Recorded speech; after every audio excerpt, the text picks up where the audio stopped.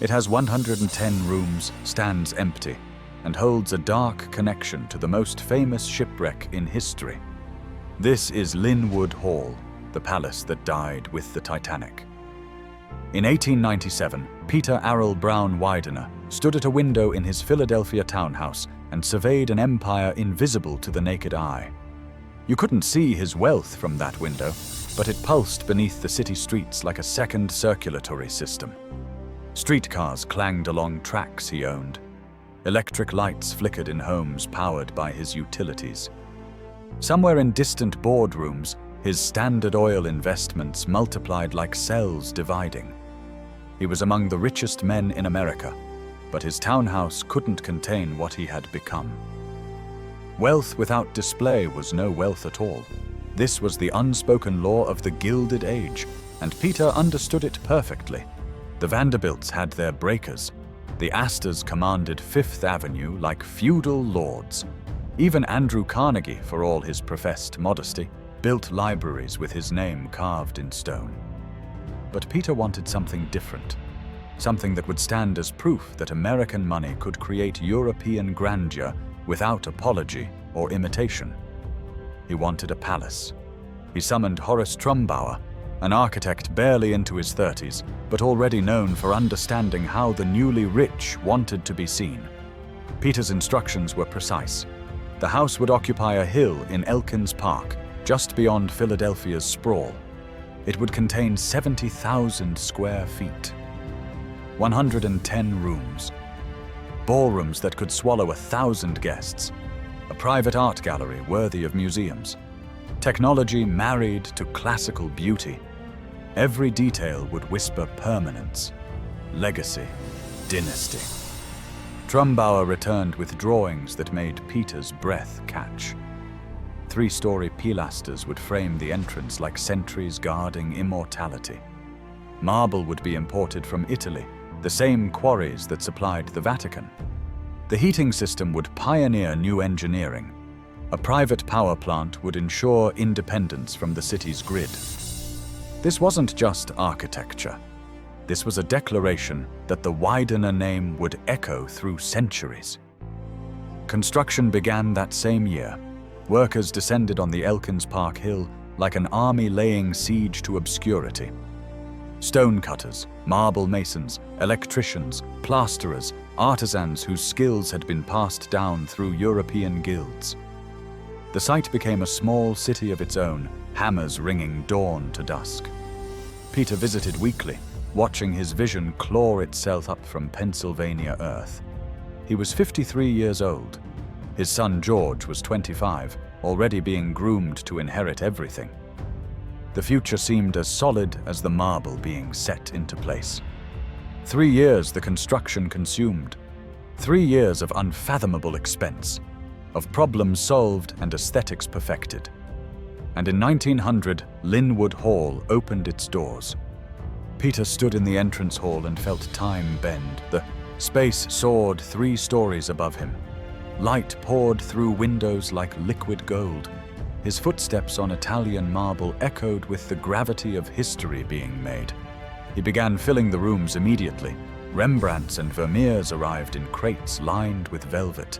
Manet and El Greco joined them. Tapestries that had hung in French chateaux now draped Lynnewood's walls. Each acquisition was both investment and statement. Peter wasn't just collecting art. He was collecting proof that American fortunes could command the same reverence as European titles. The palace functioned exactly as intended. It transformed the Wideners from wealthy to mythic.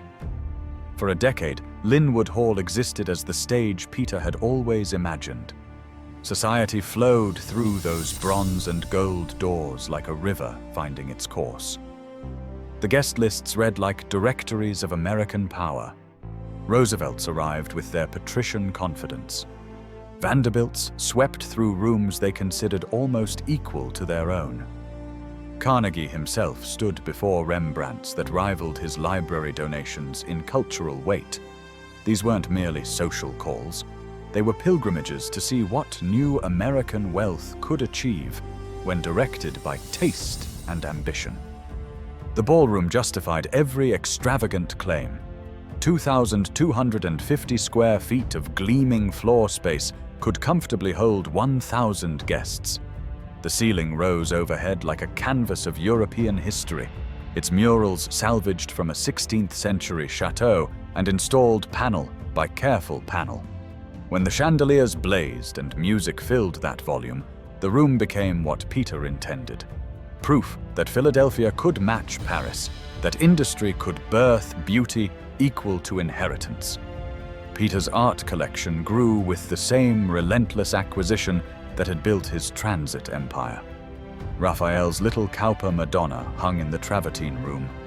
Rembrandt's portraits gazed from walls lined in silk.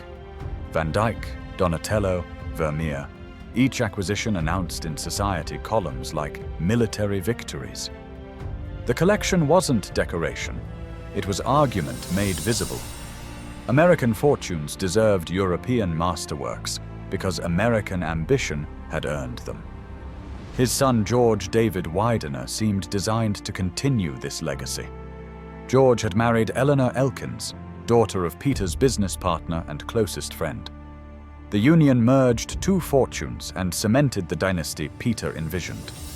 Their sons, Harry and George Jr., grew up moving through marble corridors the way other children navigated farmhouses. For them, Rembrandts were wallpaper, chandeliers were ceiling fixtures. A ballroom that held 1,000 was simply where birthday parties happened. George Jr. became known as the heir in family conversations, the one being groomed to inherit not just wealth, but responsibility. He understood the transit networks, sat through board meetings, learned the mechanics of maintaining an empire. But he also had a passion that concerned the family elders: cards. High-stakes games where fortunes shifted across felt tables. Peter noticed but said nothing. Young men needed their diversions. The empire seemed solid enough to survive a few gambling debts. The gardens surrounding Lynnewood Hall became their own legend. 33 acres of formal landscaping transformed Pennsylvania hillside into geometric perfection. Jacques Greber, the French landscape architect, later redesigned the grounds with fountains and rose gardens that rivaled Versailles itself. Stone paths wound through carefully arranged perspectives, statues positioned to catch specific angles of afternoon light. The estate wasn't just a house, it was a complete world where every sightline had been considered, every view composed like a painting. In early 1912, George Widener and his wife Eleanor planned a European journey with their eldest son, Harry. The trip served multiple purposes. They would hunt for French furnishings to fill rooms at Lynnewood Hall that still awaited proper decoration. They needed to recruit a skilled chef for George's newest venture, the Ritz-Carlton Hotel rising in Philadelphia's center.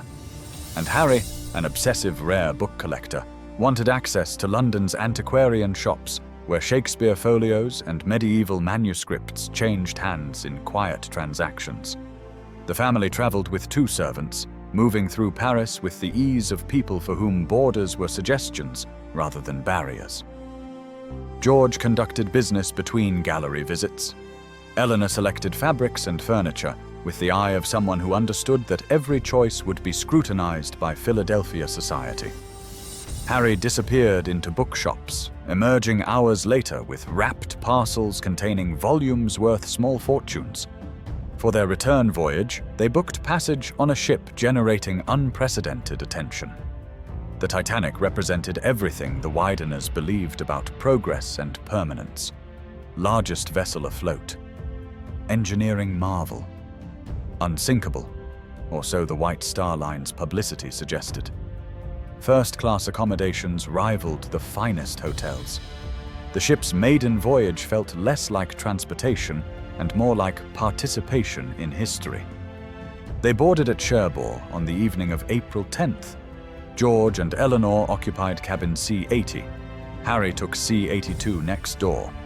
The staterooms featured mahogany paneling, electric heaters, and a level of privacy unusual even in first class. The Titanic's corridors hummed with America's wealthiest families, treating the Voyage as floating house party. John Jacob Astor moved through crowds with his young bride. Isidore and Ida Strauss, co-owners of Macy's, strolled the promenade deck arm in arm. Benjamin Guggenheim held court in the smoking room. The Wideners settled into the rhythm of luxury crossing. Days passed in orchestrated leisure, mornings in the gymnasium or Turkish baths, afternoons reading in the library or walking circuits of the deck, evenings in the dining saloon where 7-course meals unfolded like theatrical productions. George spoke with J. Bruce Ismay, managing director of White Star Line, discussing maritime business and the ship's revolutionary design. Harry showed fellow passengers his latest London acquisitions, including a rare Francis Bacon essay collection he'd purchased for $3,000. On the afternoon of April 14th, George and Eleanor stood on the promenade deck when Captain Edward Smith passed them heading aft. The day felt perfect. Calm seas, clear skies. The ship cutting through Atlantic swells at 22 knots. That evening, the Wideners decided to host a dinner party in the a la carte restaurant, a more intimate venue than the main saloon. They invited Captain Smith as guest of honor. Railroad executive John Thayer accepted. Major Archibald Butt, President Taft's military aide, joined them. The meal stretched across hours. French wine, multiple courses, conversation ranging from politics to maritime engineering. After dinner, the men retired to the smoking room, while Eleanor returned to her cabin. The smoking room represented masculine sanctuary, all leather chairs and mahogany paneling, clouds of cigar smoke drifting toward ornate plasterwork ceilings. George settled into conversation. Some accounts suggest card games began. Stakes modest by Widener standards. The atmosphere was relaxed, convivial, the kind of evening that happens when wealthy men find themselves temporarily freed from business pressures. At 11:40 that night, a sound like tearing canvas rippled through the ship's hull. Ice had gashed 300 feet of hull below the waterline. Officers moved through first-class corridors with practiced calm, knocking on stateroom doors, requesting passengers report to the boat deck with life preservers. The directive carried no urgency in its delivery, which made some passengers dismiss it entirely. George returned to cabin C-80, where Eleanor waited, already alerted by the commotion.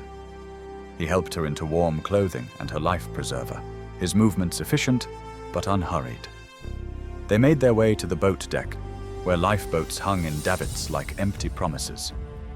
The scene unfolded with strange civility. Officers called for women and children. Some women refused to leave their husbands. Others stepped into boats believing they'd reboard once the situation stabilized. George and Harry escorted Eleanor and her maid to Lifeboat 4, which was being loaded from the promenade deck. Eleanor protested. The ship felt solid beneath her feet. Abandoning it seemed theatrical, unnecessary. Crew members had to physically lift her into the boat.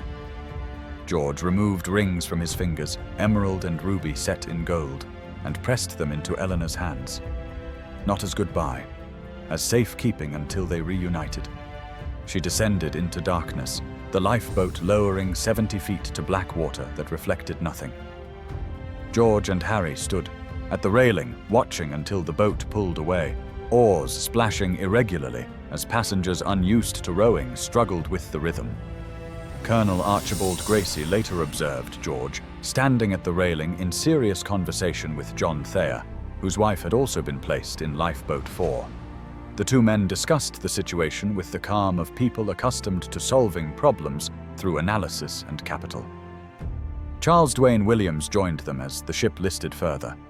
4 men who had dined together hours earlier, now waiting in the cold for a solution that wouldn't arrive. At 2:20 that morning, Titanic's stern rose vertical against the stars. The ship broke in half with a sound witnesses described as tearing canvas magnified 1,000 times. George Widener, 50 years old, heir to Philadelphia's largest fortune, disappeared into the Atlantic. His body, if recovered, was never identified. Harry vanished with him, along with his precious book collection purchased just days before in London. The water held them both, and the dynasty Peter had built at Lynnewood Hall broke with the ship. The Carpathia reached New York on April 18th. Eleanor Widener descended the gangway into a city draped in mourning. Newspapers screamed headlines about the unsinkable ship that had sunk, about millionaires who died alongside coal trimmers, about the 1,500 souls the Atlantic had claimed. A private train waited to carry Eleanor and her maid back to Philadelphia. The journey stretched through darkness, each mile bringing her closer to Lynnewood Hall, to rooms still arranged for occupants who would never return. Peter Widener waited at the estate. 78 years old, he had survived children before, burying George's younger brother years earlier. But this felt different. George wasn't a child lost to illness. He was the heir, the future, the man who would carry everything forward. And Harry, his grandson, barely 27, who collected books with the passion Peter reserved for art. Both gone. Their bodies somewhere on the ocean floor, unrecovered, unburied. The palace Peter had built to ensure dynasty now felt like mausoleum. He walked corridors where George's footsteps should have echoed.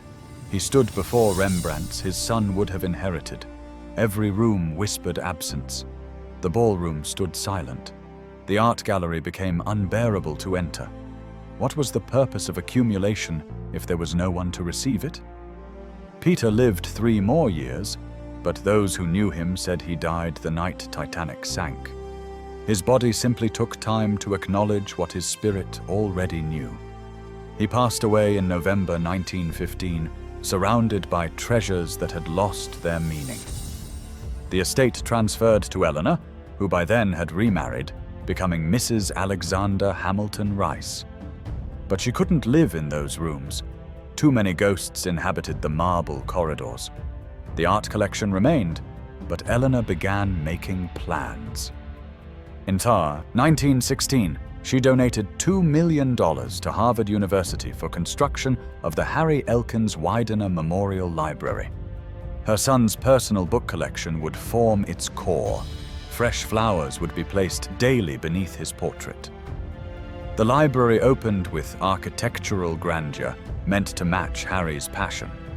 It was Eleanor's attempt to create permanence where the Atlantic had created void. But Lynnewood Hall itself began its slow drift toward irrelevance. A palace without purpose, waiting for a future that drowned in 1912. The estate passed to Joseph Widener, Peter's surviving son, who had never expected to become the family's patriarch. Joseph had always been the younger brother, content to pursue thoroughbred racing and his own passions while George handled the dynasty's future. Now he inherited everything. Lynnewood Hall, the transit empire, the art collection his father and brother would never see completed. He was 41 years old. Joseph understood what his father had built, but he also understood that the world had changed. The Gilded Age was dying, strangled by income taxes and shifting social attitudes. Private treasure houses felt increasingly obscene as working families struggled. The palace required armies of servants, constant maintenance, heating costs that would bankrupt smaller fortunes. Joseph kept Lynnewood Hall functioning through sheer determination and careful management, but the joy had leaked from those rooms. He focused on the art collection with almost religious devotion. Between 1915 and 1942, Joseph refined what his father had assembled. He sold weaker pieces and acquired masterworks. The collection shrank from over 400 paintings to roughly 100, but every remaining work represented the pinnacle of its artist's achievement.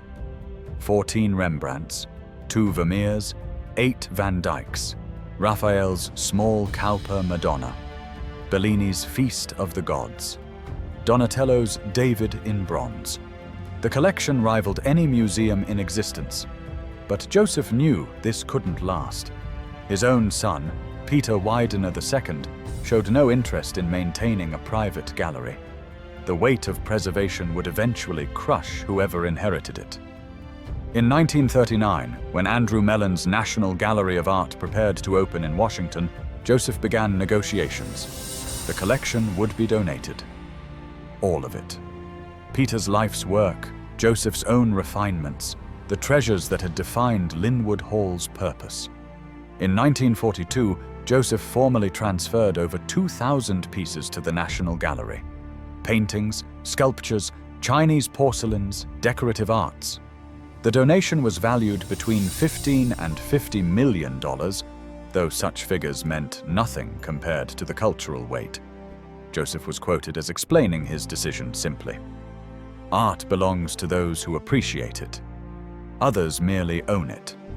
Perhaps he remembered standing as a boy in Lynnewood Hall's gallery, watching strangers move through rooms his father opened to the public each year from October through June. Peter had always understood that great art couldn't truly be possessed. It could only be stewarded temporarily before passing to the next generation.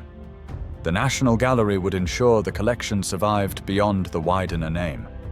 Joseph died 1 year later, in October 1943, at age 72. With him died the last connection to Lynnewood Hall's golden age.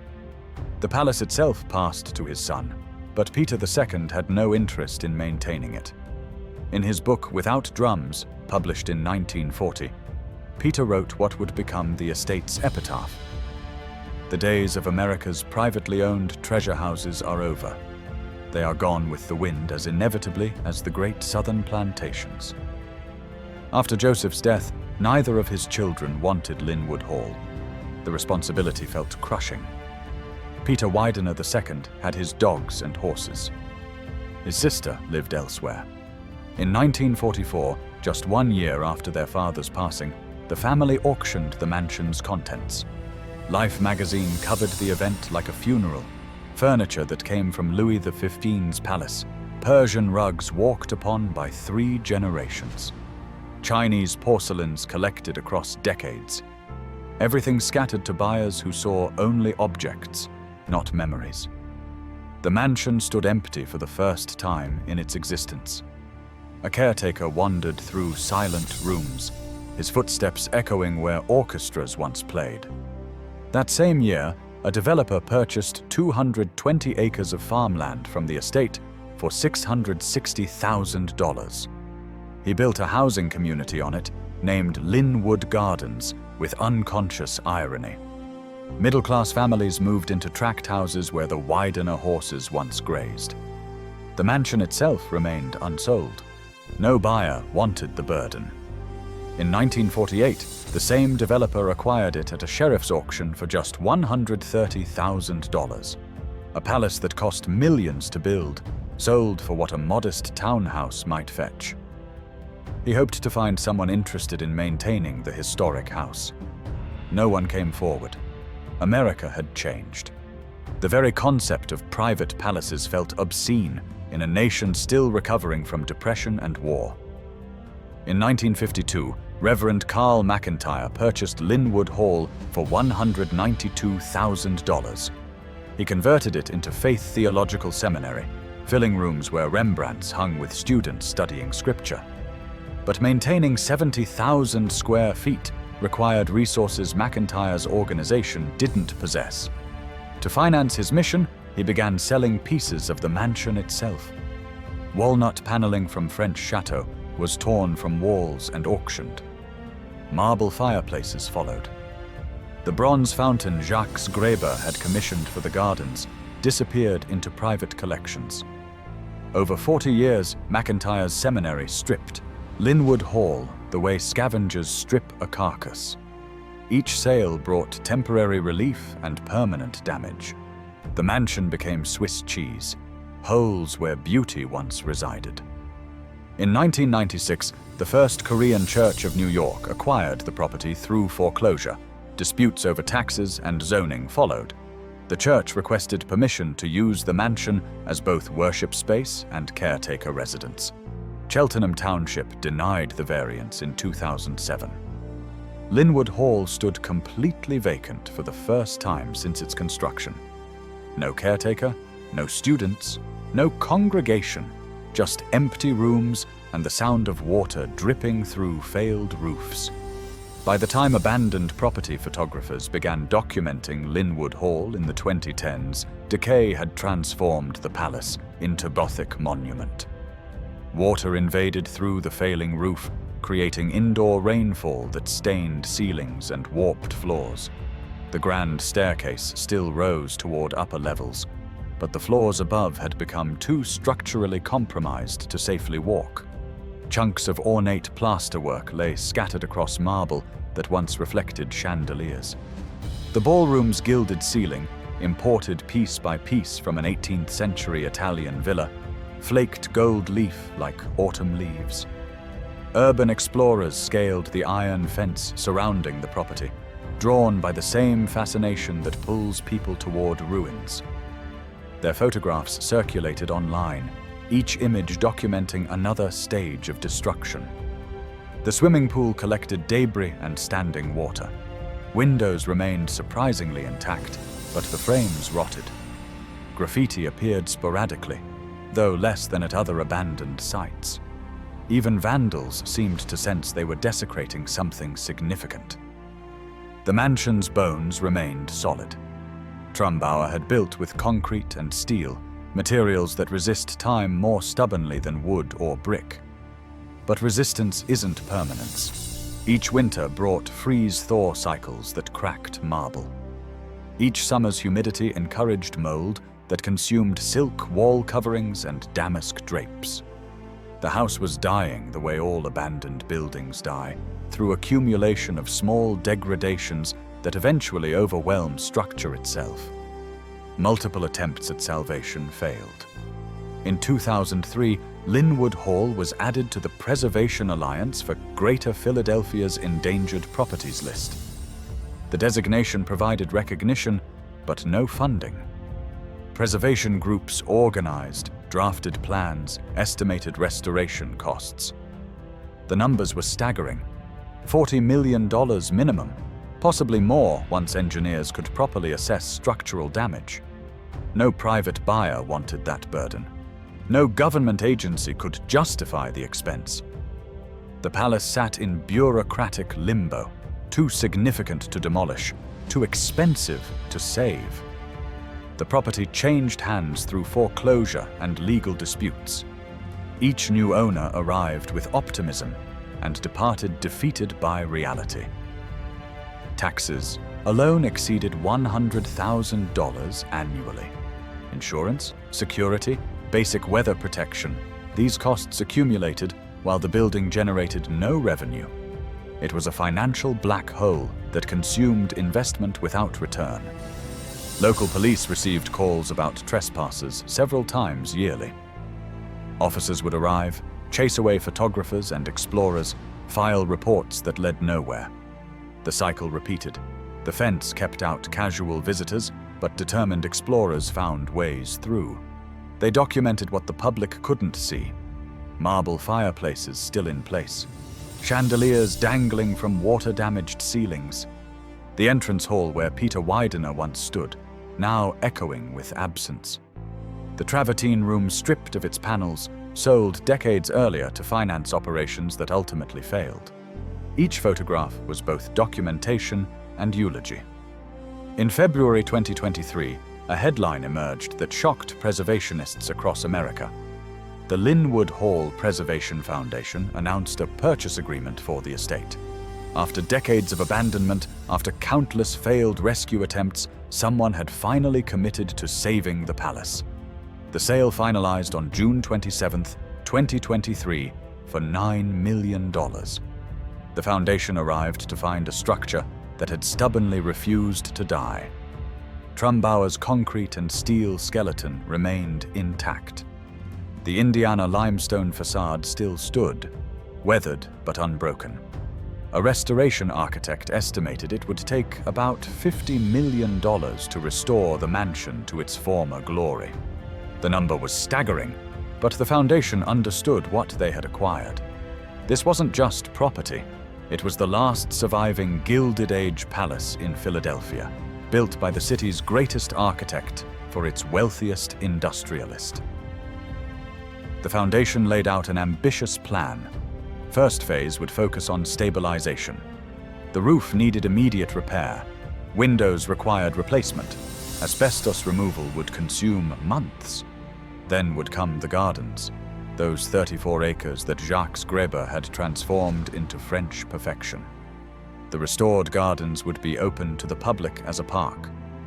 Only after exterior work concluded would restoration move inside, tackling the ballroom, the art gallery, the marble corridors where Wideners once walked. The restoration is expected to take at least 25 years. An entire generation will pass before Lynnewood Hall fully returns, but the foundation plans to open portions to the public as soon as possible, creating educational opportunities for people learning preservation trades. Artisans will practice forgotten crafts on materials that no longer exist commercially. Students will learn to restore plasterwork using techniques from 1900. The mansion will never return to private hands. That era ended when George Widener drowned. Instead, it will transform into what Peter might have secretly wanted all along.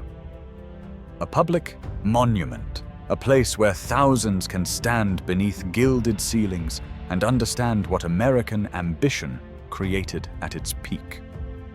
The art collection is gone, donated to the National Gallery decades ago.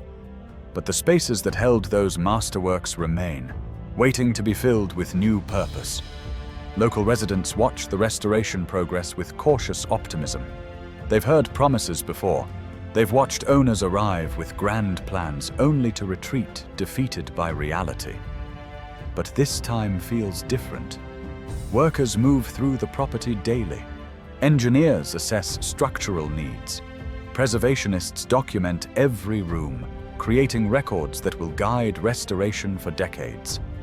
The palace that nearly became parking lot or luxury condominiums has been pulled back from the edge of destruction. Stand in Lynnewood Hall's entrance today, and you stand in two places simultaneously. The present, with its scaffolding and restoration equipment, its workers carefully removing decades of damage. And the past, where Peter Widener once stood, surrounded by marble and masterworks, believing he had built permanence. He was wrong, but not in the way he feared. Peter built Lynnewood Hall to create Dynasty, to ensure his name echoed through centuries. He filled it with Rembrandts and Vermeers, threw parties for 1,000 guests, groomed his son George to inherit an empire that seemed eternal. Then April 14th, 1912 arrived, an iceberg in the North Atlantic. George refusing to leave the Titanic before his turn, whether from card game distraction or gentlemanly protocol. The water closed over him at 2:20 in the morning, and Peter's careful plans shattered with the ship. The dynasty ended that night. Joseph tried to maintain what remained, but he understood the world had changed.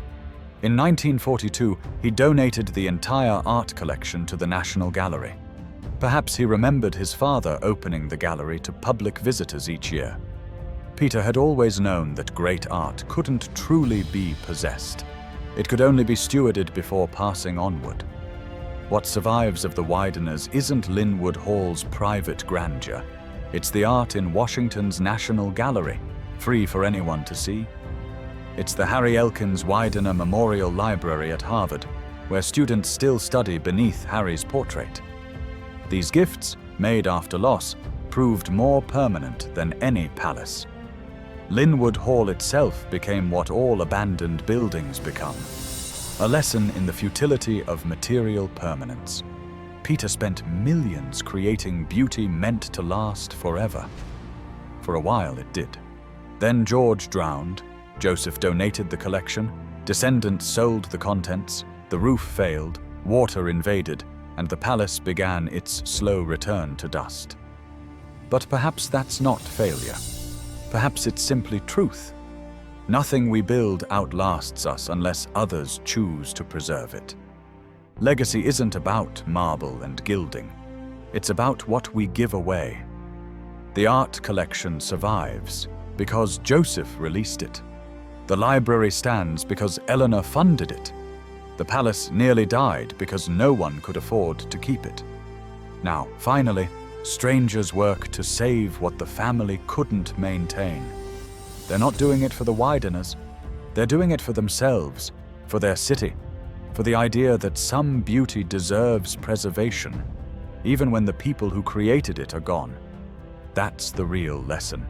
We don't save buildings for their original owners.